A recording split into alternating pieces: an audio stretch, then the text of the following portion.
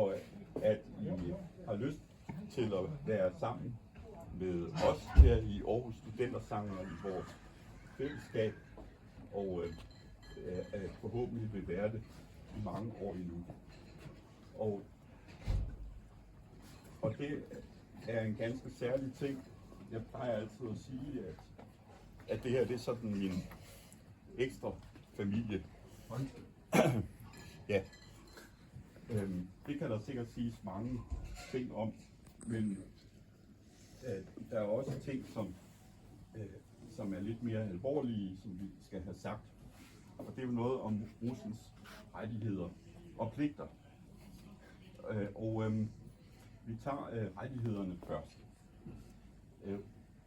Russerne har ret til at komme til prøve hver tirsdag i sæsonerne, til at deltage i koncerter og i sociale arrangementer, som for eksempel Roskilde.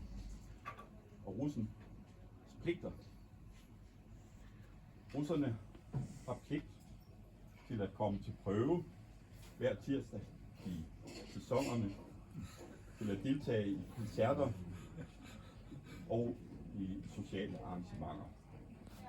Så med disse ord, så vil jeg bede dig, Claus, om at træde frem først. Ja.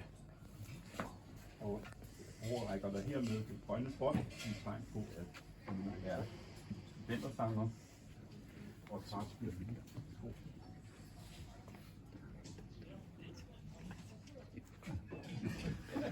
Der er 2 af dem, der ikke er tussegange. Asbjørn.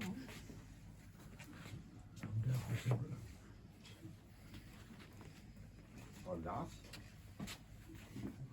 Ja. Ja. Og nej. Ja. Vi gør sådan først. Ja. Velkommen til. Og så ved jeg ikke, om der er en af jer, der er sådan en slags gruppeformand for russerne.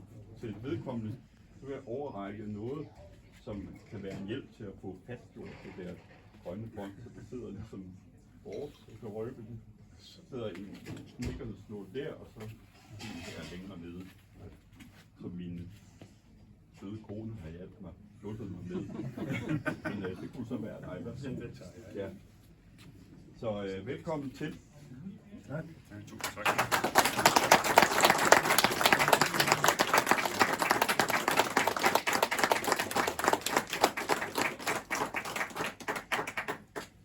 Og så plejer vi jo at synge en sang. Ja.